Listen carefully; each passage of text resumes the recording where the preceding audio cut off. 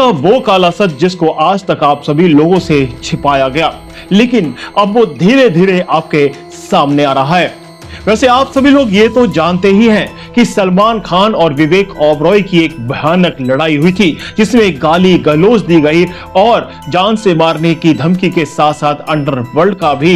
हुक्का दिखाया गया। लेकिन अब विवेक ओबरॉय ने पूरे तरीके से सलमान खान, अंडरवर्ल्ड और बॉलीवुड के बारे में खुलकर बोला है और ये बताया है कि वो कितना डर गए थे जब उनके परिवार को धमकियां मिल रही थी और अपनी बहन को लेकर वो बहुत ज्यादा पॉजिटिव थे, क्योंकि वो डरते थे कि उनकी बहन के साथ कुछ ऐसा वैसा ना हो जाए, क्योंकि उनके परिवार वालों को लगातार अंडरवर्ल्ड की धमकियां आ रही थी जब से उनकी सलमान खान से लड़ाई हुई थी। इसके अलावा आपको बताएंगे कि लॉरेंस बिश्नोई जेल से बाहर नहीं निकलना चाहता और उसके बावजूद भी कुछ ऐसे लोगों को अपनी गैंग में शामिल करता है जो उसको कभी मिलते नहीं है, उसको कभी देखते नहीं है। उसके बावजूद भी वो सलमान खान के इतने करीब पहुंच जाते हैं कि बस सिर्फ गोली मारने की देरी होती है, लेकिन उसकी किस्मत इतनी अच्छी है कि वो बच जाता है। चलिए आपको सब कुछ बताते हैं।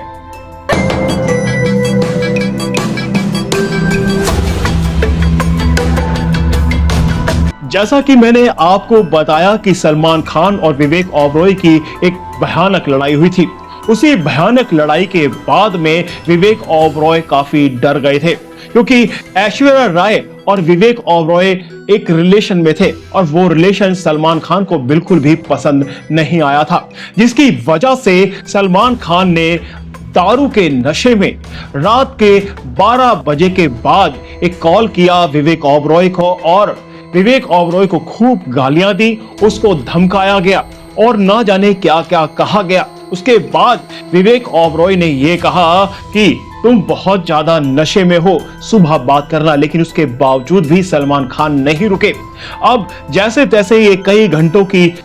बातचीत चलती है, उसके बाद फोन काट दिया जाता है, लेकिन उसी के बाद विवेक ओबरॉय की जिंदगी बहुत ज्यादा बदल जाती है। उसका करियर तो बॉलीवुड से खत्म होता ही है, साथ के साथ अंडरवर्ल्ड की धमकियां विवेक ओबरॉय को मिलनी शुरू हो जाती है। विवेक ओबरॉय ने एक इंटरव्यू में यह भी बताया कि अगर मेरे पापा भी फोन उठाते तो उनको धमकियां मिलनी शुरू हो जाती थी। वो कहते थे कि तुम्हारे परिवार का बहुत बुरा हाल कर देंगे, विवेक ओबरॉय का बहुत बुरा हाल कर देंगे। इसी के साथ साथ विवेक ओबरॉय ने यह बताया कि जब मेरी माँ भी फोन उठाती तो उनको भी गंदी गंदी धमकियां दी जाती थी और गालियां भी दी जाती थी, उनको धमकाया जाता था। उसके बाद मुझे नहीं पता था कि ये जो सारी चीजें हुई हैं उसका इतना बड़ा हर्जाना भुगतना पड़ेगा, लेकिन मुझे किसी और चीज की बिल्कुल भी परवाह नहीं थी। मुझे परवाह थी सिर्फ अपनी बहन की, क्योंकि उसके साथ में कुछ ऐसा वैसा ना हो जाए,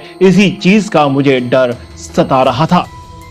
बात सिर्फ इतनी ही नहीं, सलमान खान के साथ में जो भी लड़ता है या उसके साथ में किसी का भी कोई 1-to-1 होता है, उसके बाद या तो उसका करियर बर्बाद हो जाता है या फिर अंडरवर्ल्ड की वजह से उसको पूरे तरीके से रास्ते से हटा दिया जाता है। ये तो यहां तक की बात रही है। अब बॉलीवुड से तो विवेक ओबरॉय का करियर पूरे तरीके से खत्म हो ही गया था, लेकिन एक बुरा वक्त देखने के बाद भी, पैसे की तंगी होने के बाद भी विवेक ओबरॉय ने विदाउट कैमरे के अपनी लाइफ को इतने अच्छे तरीके से मैनेज किया कि आज उनके पास करोड़ों की दौलत है और उन्होंने अपने बिजनेस को सेटअप किया था। लेकिन अगर इस बात से अगर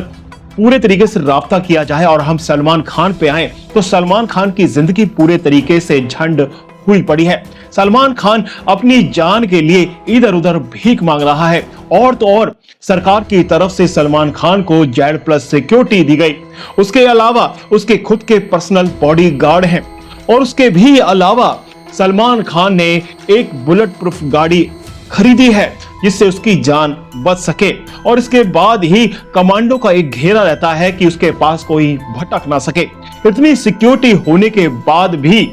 सलमान खान की जहां पर शूटिंग चल रही थी वहां पर एक अनजान शख्स घुस जाता है और जब वहां के क्रू मेंबर से वो शख्स से पूछते हैं कि कौन हो भाई तुम, तो उस वक्त वो शख्स धमकी देता है कि लॉरेंस बिश्नोई से बोलूं क्या। और इतनी बात सुनते ही पूरे जो वहां पे सिक्योरिटी गार्ड थे उनके कान खड़े हो जाते हैं और वो एकदम से सलमान खान की सिक्योरिटी को तुरंत टाइट कर देते हैं और उस शख्स को पुलिस के हवाले कर देते हैं। अब आप समझ सकते हैं कि सलमान खान को मारना कोई बड़ी बात नहीं है, लेकिन आपको ये भी बता दें कि ये जो शख्स होते हैं ये कभी लॉरेंस बिश्नोई से मिले नहीं होते, लेकिन उनके क्राइम के अंदर ये पूरे तरीके से शामिल होते हैं और उनको बहुत मोटा पैसा भी दिया जाता है। उसके बारे में भी आपको बताएंगे, लेकिन इस बात से ये तो समझ आ जाता है कि सलमान खान को मारना कोई बड़ी बात नहीं है, चाहे उसकी सिक्योरिटी कितनी ही बड़ी क्यों ना हो जाए, कोई भी आकर मार सकता है। जिस तरीके से ये अनजान शख्स उस पूरे सुरक्षा घेरे के अंदर घुस जाता है तो आप समझ सकते हैं कि ये कोई भी आसानी से कर सकता है। अब बात सिर्फ यहीं तक नहीं, अगर हम लॉरेंस बिश्नोई पर भी आते हैं तो लॉरेंस बिश्नोई साबरमती जेल के अंदर बंद है और उसको 2014 से गिरफ्तार किया हुआ है, जेल के अंदर बंद किया हुआ है और इस वक्त 2024 खत्म होने वाला है और इन 10 सालों के अंदर एक बार भी लॉरेंस बिश्नोई ने अपनी जमानत की अर्जी नहीं डाली, यानी कि वो जमानत से के बाद भी जेल से बाहर आना ही नहीं चाहता। लेकिन लॉरेंस बिश्नोई जेल में रहकर अपनी गैंग के साथ में पूरे तरीके से एक्टिव है और वो पूरी गैंग को चलाता ही नहीं बल्कि उनको ऑपरेट भी करता है और इस तरीके से ऑपरेट करता है कि उनके इशारों पर कोई भी कुछ भी करने के लिए तैयार हो जाता है। अब सबसे बड़ी बात यह है कि भारत से जो लॉरेंस बिश्नोई की गैंग है वो फिरौती इकट्ठा करती है और फिरौती इकट्ठा करने के बाद उस पैसे को ऑस्ट्रेलिया, अमेरिका, दुबई, अमेरिका और उसके बाद थाईलैंड, कनाडा, इन जगहों पर भेजा जाता है और उनके जो ग्रुप का है, जो इस गैंग के जो मेंबर्स हैं उनको ये दे दिया जाता है। उसके बाद वो जो भी इंसान उनकी गैंग में शामिल होता है और जो भी उसको टारगेट दिया जाता है उसको वो फिरौती दी जाती है, उसको पैसा दिया जाता है, उसके बाद वो काम करते हैं। और जो भी लोग लॉरेंस बिश्नोई के गैंग में शामिल होते हैं और जो भी इनको टारगेट दिया जाता है उसके बाद चाहे फिरौती का हो, किसी की हत्या करनी हो, किसी को धमकाना हो, वो शख्स कभी भी ना तो लॉरेंस बिश्नोई से मिलता है ना उसके साथ में कोई इसका राब्ता होता है। उसके बावजूद वो सिर्फ पैसे की वजह से कुछ भी करने के लिए तैयार हो जाता है। अब बात सिर्फ यही तक नहीं, आपको यह बता दें कि जो ये लॉरेंस बिश्नोई की गैंग है ये पंजाब से एक्टिव हुई थी और पंजाब से एक्टिव होने के साथ साथ आपको बता दें कि क्राइम फंडिंग की जो प्लानिंग की जाती है वो कुछ गिने चुने लोग हैं उनके द्वारा की जाती है। ये कैसे पैसा आता है, किस तरीके से इस्तेमाल करता है, आपको बता दें कि लॉरेंस बिश्नोई, गोल्डी बराड़, जग्गू भगवानपुरिया, डरमन सिंह उर्फ डरमन जोत कहलवा, ये सभी लोग पूरी फंडिंग की प्लानिंग करते हैं और उसके बाद ये पैसे को इधर उधर करते हैं, जिसके बाद ये गैंग पूरे तरीके से एक्टिव रहती है। आपको बता दें कि पंजाब में एक्टिव होने के बाद एक गैंगस्टर है अनंत पाल की मदद की वजह से ये जो गैंग है वो राजस्थान में एकदम से एक्टिव हो गई और राजस्थान से ये ऑपरेट होनी शुरू हुई और उसके बाद कई अन्य राज्यों में भी इनके गैंग के जो मेंबर्स हैं, जो इनके गुर्गे हैं, वो इधर उधर जाने लगे और उसके बाद जो है वो जहां से चाहे वो किसी को भी अंजाम कर सकते हैं, किसी को भी टारगेट कर सकते हैं। देखिए बात सिर्फ यहीं तक नहीं, आपको बता दें कि काफी सारे लोग तो जेल के अंदर बंद हैं, लेकिन इनमें से गोल्डी बराड़ और अनमोल बिश्नोई जेल से बाहर हैं और ये अभी पूरी गैंग को पूरे तरीके से बाहर से ऑपरेट कर रहे हैं और लॉरेंस बिश्नोई जेल के अंदर से पूरे तरीके से इसको चला रहा है। ये तो रही यहाँ की बात, लेकिन आपको बता दें कि इन लोगों ने पूरे तरीके से बॉलीवुड को डरा कर रखा हुआ है और बॉलीवुड पर इस पर सबका जो दबका चल रहा है वो लॉरेंस बिश्नोई गैंग का चल रहा है और कोई भी लॉरेंस बिश्नोई गैंग के खिलाफ बोलना ही नहीं चाहता और जो भी बोलता है उसकी बोलती बंद कर दी जाती है या फिर उसको ऐसी धमकी दी जाती है कि उसके बाद उस बॉलीवुड वाले का पेशाब बाहर निकल जाता है। तो ये रही यहाँ की बात, लेकिन आपको बता दें कि विवेक ओबरॉय जिसने बताया कि मेरी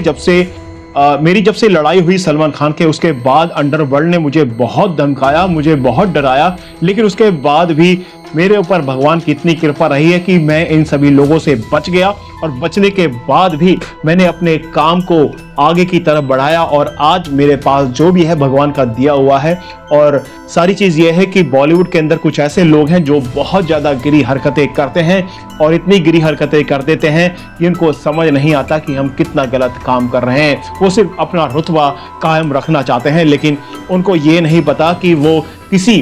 फैमिली के बारे में इतना गलत कर जाते हैं, किसी को धमकाना चाहते हैं, किसी को इस तरीके से गलत करते हैं जिसका आप अंदाजा भी नहीं लगा सकते। तो ये सारी चीजें आप बॉलीवुड के बारे में पहले भी समझ सकते थे, लेकिन आपने ये सारी चीज़ों को समझने में देरी कर दी। और काफ़ी सारे लोग आज भी ऐसे हैं जो बॉलीवुड को पूरा सपोर्ट करते हैं और वो उनके बारे में जो सच है वो जानना ही नहीं चाहते, वो समझना ही नहीं चाहते। तो ये है बॉलीवुड का असली सच, जिसको आपको समझना पड़ेगा, जानना पड़ेगा। तो फिलहाल तो इस वीडियो में इतना ही, लेकिन और भी कई सारी चीज़ें हैं जो आपके सामने हम ऐसे ही लाते रहेंगे, क्योंकि बॉलीवुड इतनी काली दुनिया से भरा हुआ है, इसके अंदर इतनी वल्गैरिटी है, इतना गंद है, जिसको आप जितना खोदोगे, इसके अंदर जाओगे, उतना ही आप पूरे तरीके से